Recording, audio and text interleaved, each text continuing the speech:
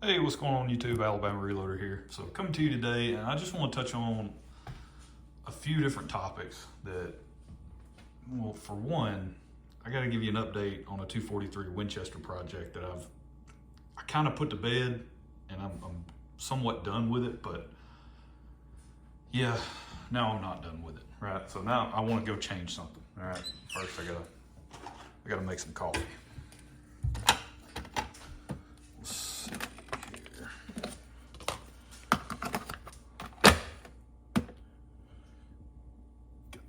G-Shock, rocking it on the wrist today.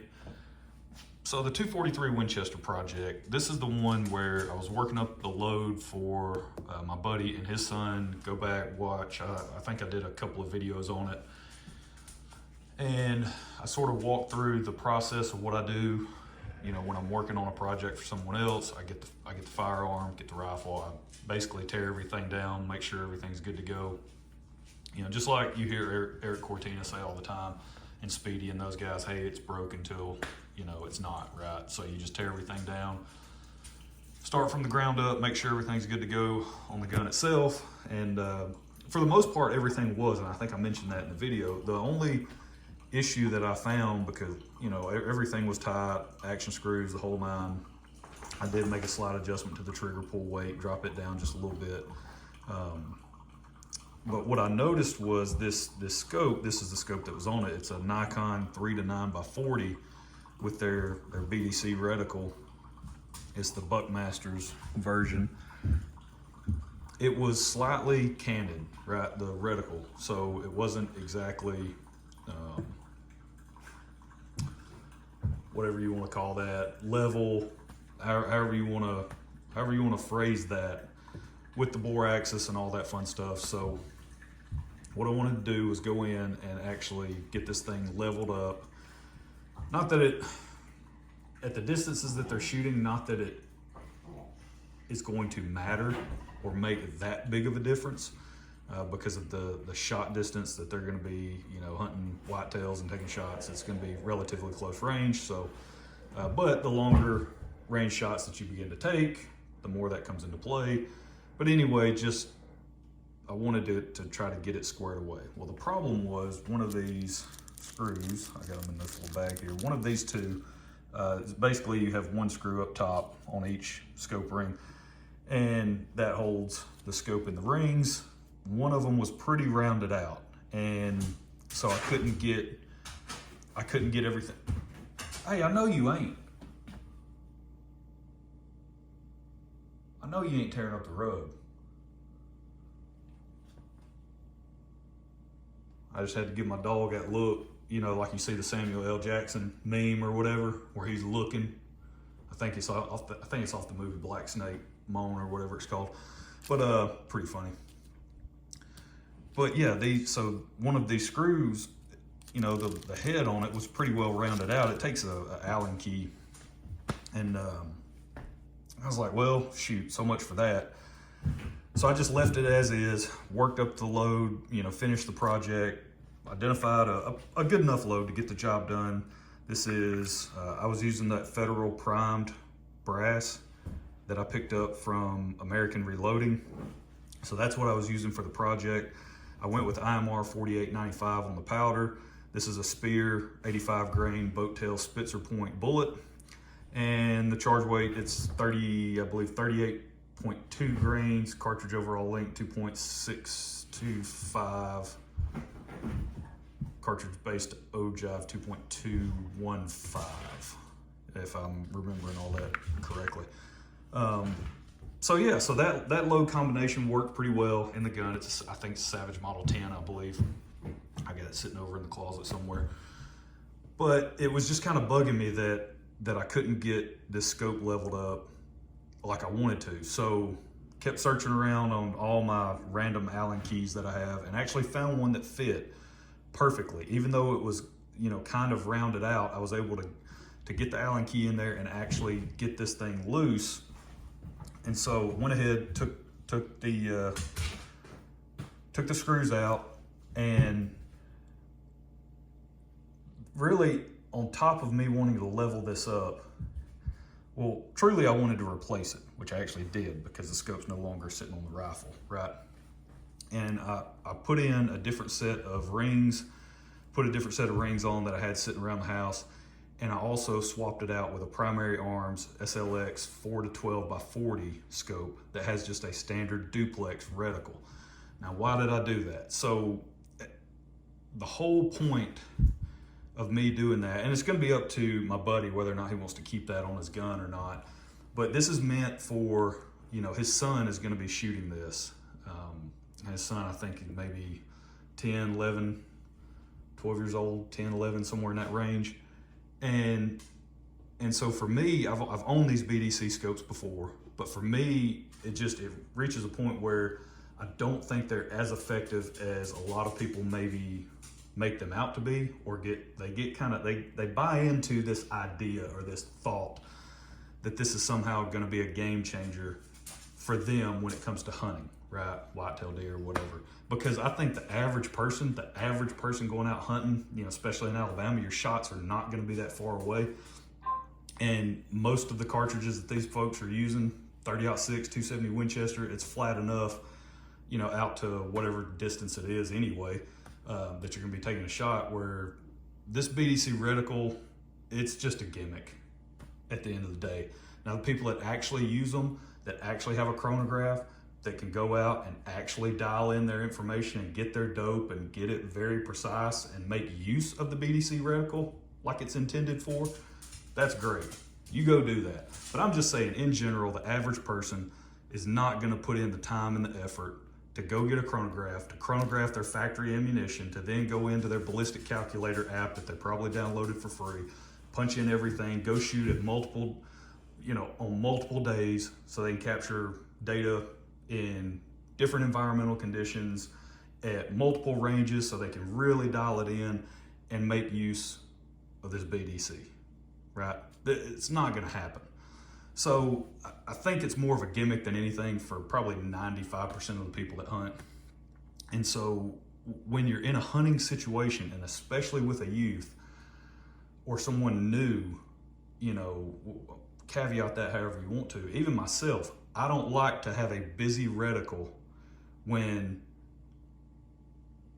I'm trying to locate the animal in the scope, you know, focus on making a good shot, and then I've got to try to think about, okay, after the shot, did I actually have the crosshair where I needed it to be? Was I supposed to put the first line or the first dot under the crosshair?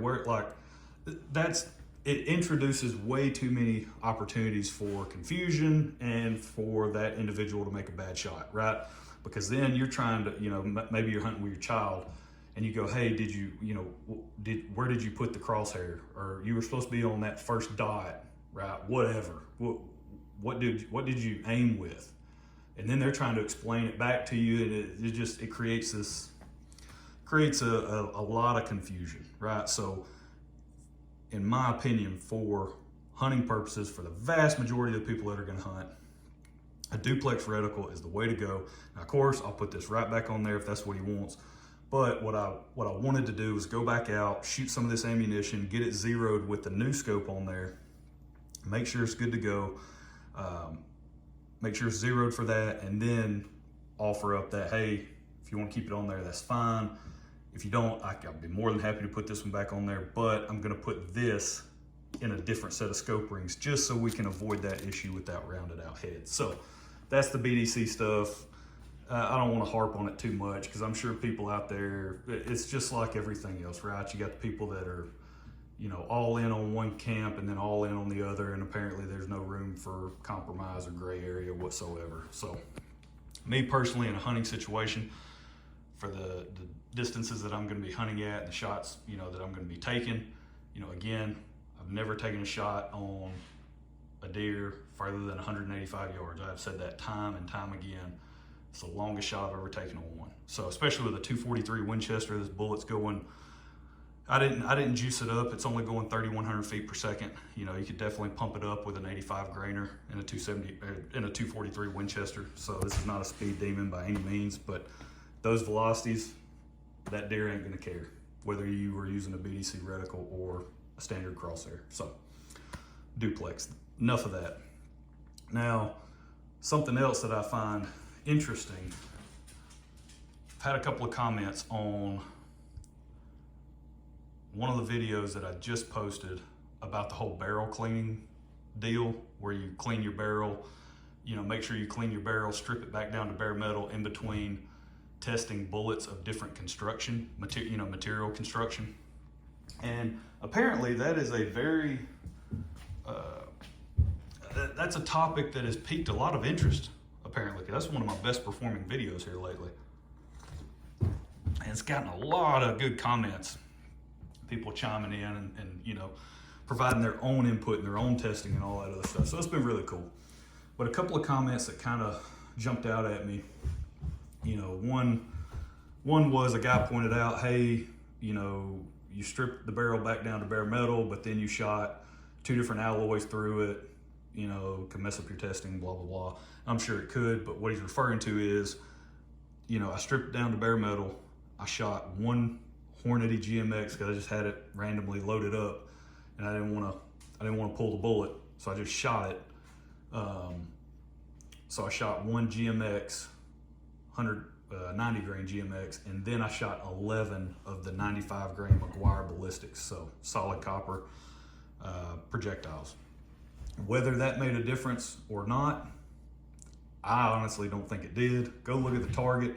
If shooting one round, and the GMX, I don't know if it's like the CX. I believe the CX is the one where they have the 2 different alloys in the construction. It's not a solid copper. I believe it's like a copper zinc alloy or something that they use, Hornady does. So I'm not sure if they did that on their GMX or not, but regardless, if that is gonna make that big of a difference in the accuracy potential, I think we got bigger fish to fry, right? So yeah, so I didn't really see much there. And then another comment that was made that I disagree with, not necessarily disagree with, but the guy said, or whoever said, guy, girl, whatever you are, said that, you know, Jim was starting with a known good load, really high performing load that shot extremely tight groups. You have to start with that. Right? You have to have a known good load before you can actually get good results from that test. And I disagree with that because I didn't have a known good load when I heard about the information. So in my mind, once you hear that bit of information and you want to go apply it, right? I could just as easily did exactly what I did, where I went and shot the test to see if that was actually a variable that was contributing to the poor accuracy that I saw, right? The poor precision in terms of overall group size on target. So I disagree with you there, whoever you were. I still think the test is valid. You don't have to start with a 1/2 inch group and then wait for your groups to go to crap and then turn around and go clean your barrel and then do the test. I don't think that's a valid point. If you have a load or you're doing testing and maybe the bullet isn't, you know, jiving, so to speak, with your barrel, and maybe you tested multiple bullet constructions, right, in the same round of testing, or bullet material in the same round of testing, then yeah, I think it's a perfectly valid test to then go strip it down to bare metal, shoot one type or the other, and see if the groups tighten up, right? Now you'll know, oh, okay, that actually did contribute. You know, the results I was seeing previously, those are not due to just a poor combination. It was more or less barrel cleaning. I really need to make sure I strip this thing back down to maximize the accuracy, or the precision, right, the size of the groups. So yeah, touching on that. And then lastly, one other thing I find funny is I love YouTube and the amount of information that's available, and it's just so great that now, you know, people that watch a couple of videos about ballistics or long range shooting or long range hunting or whatever, they all of a sudden become, you know, experts on the subject. And it was funny, I had somebody comment on, it was a 7mm all 8 video that I did, where I did a series working up a hunting load for my buddy and his wife, the gun that she was going to be using. And because I didn't shoot 30 shot sample sizes, and I didn't have 30 shot group sizes, he pointed that out specifically, that, you know, I need to go watch Hornady podcast number 50 and 52, where they talk about how, you know, small sample size is statistically insignificant. And, you know, basically what I did was pointless. Now I guess I could just point him to the fact that, you know, my buddy and his wife have killed multiple deer, multiple coyotes. His wife killed a monster buck this past season with that statistically insignificant load. Maybe they can, I don't know, maybe they can ask the animals, hey, would it have made any difference if it would have been a 30 shot group to validate that load? Whatever. So it just, that's the part that always cracks me up, right? Or you go the opposite direction. You know, somebody like Eric Cortina, right, where it's like, hey, no, I can tell after 2 groups, right? Or not 2 groups, but 2 shots. I can tell after 2 shots, you know, move forward or whatever, right? Move on from that combination. And then you've got the other end of the spectrum where I need to go shoot 100 shot sample size, and if my SD is not single digits, then I don't have a good load, right? I need to go shoot 100 shot sample size and come back with an SD in the single digits of that load, and then I'll know, hey, that's a good load and it's going to perform well. Whatever makes you happy, whatever allows you to sleep at night, right? Whatever you need to hear or watch to agree with you and your thoughts on the matter, right? Then you do that, right? Whatever makes you feel good. For me, for hunting purposes, for working up loads for hunting applications, again, the distances that the people that I'm working these up for are going to shoot. The methods that I follow, I get a lot of pictures of dead animals. I don't know what else to tell you. So I would say, quit watching YouTube for the most part. Go and spend a whole lot of time at the range and just go shoot a lot. Go do that first, right? Go reload for a long time. It's good to have that knowledge. It's good to understand certain things and concepts and why certain things happen the way they do, and the importance of certain aspects. But at the end of the day, just go do it, right? I mean, at some point you got to get out from behind the keyboard and just go outside and go pull a trigger at a range, right? And just go do it a whole lot. So, all right, that's where we're going to leave it. Hope you guys enjoyed it. Hey, quit tearing up the carpet. Man, this dog.